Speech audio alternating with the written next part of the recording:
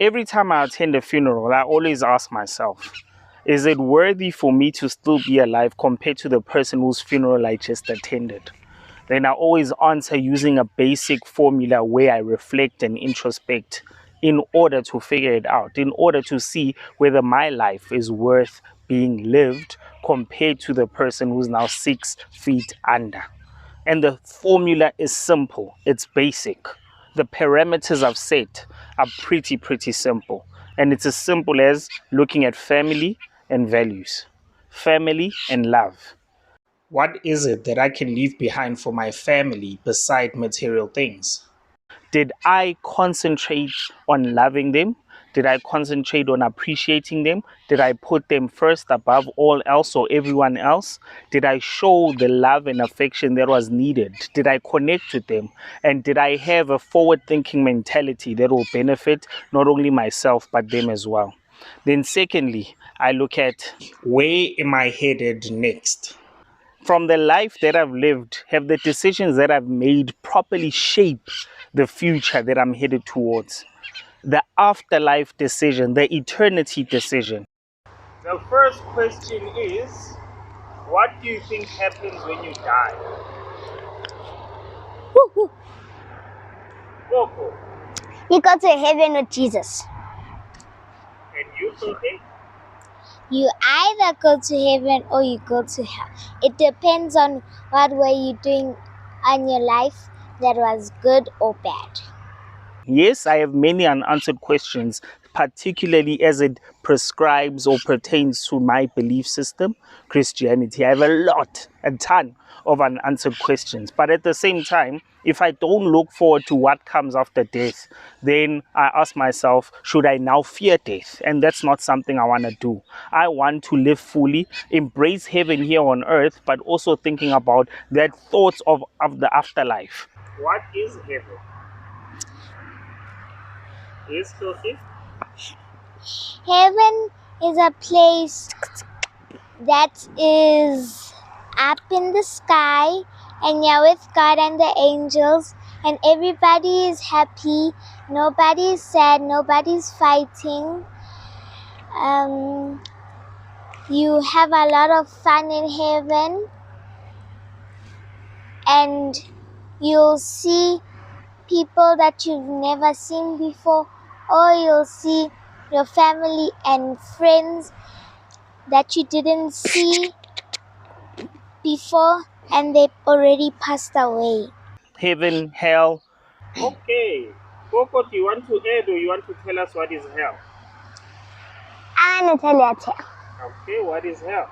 Hell is a place where you did something bad and you belong there with ashes, and it burns 24/7, and you won't be able to see your family because they were doing something good, not bad. Being reincarnated into my future self through my relatives. So those are the type of things that I then also think about. What decisions have I made today that will impact the future that I live tomorrow? Then there's also the third aspect of legacy. Legacy. Wealth, wisdom, generational wealth. In fact, who taught you these things? TikTok. Who's in Floborizer? Floborizer is our granny. Mommy's mother. Ah, okay. TikTok also? Not for me.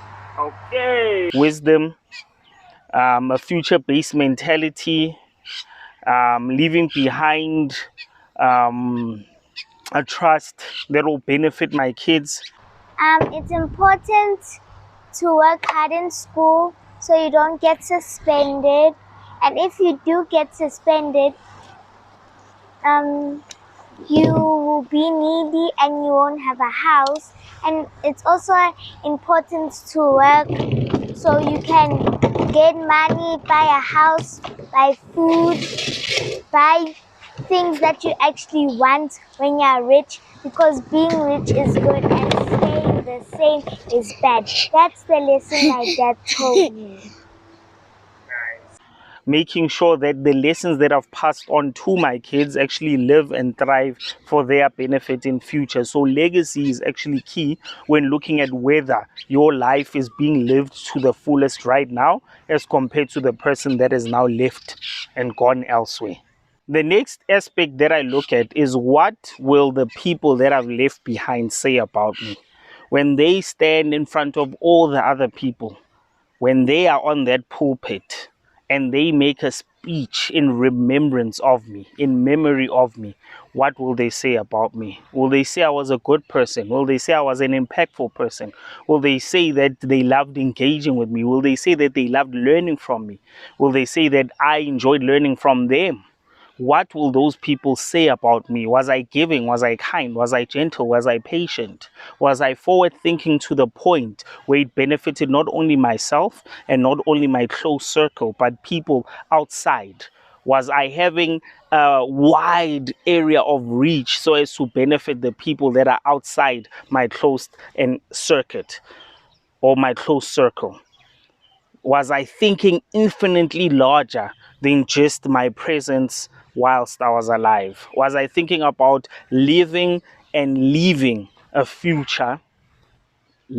Was I thinking about living and leaving something behind that will benefit many people besides the ones that I love and have to love, as a matter of fact? And then the next thing, how many people do I need to forgive? How many people do I need to ask forgiveness from? That's very important and key when you reflect, because a lot of us are held back by all these particular things. We are held back by people who don't even give a second thought about us. We are held back by people who have treated us badly in the past. We are held back by situations. So who do I need to forgive and who needs to forgive me? That actually helps free you up. It frees you up because you then live freely, not thinking much about those particular individuals and those particular people, because you are not focused on them. Yours is to actually be reflective so that you live a positive, impactful life in the future. And then lastly, there's the reality of YOLO. YOLO, you only live once. Yes, it's true, we only live once. But in living once, it doesn't mean that we must live recklessly.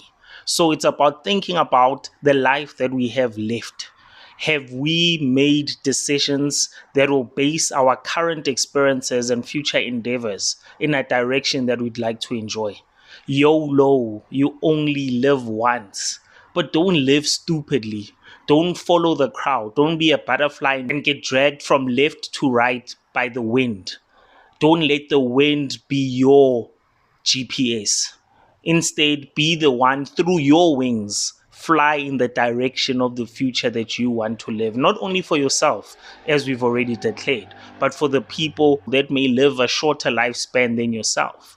Let them at least enjoy your presence to the fullest. So YOLO, you only live once. How powerful of a life would you want to live and leave behind?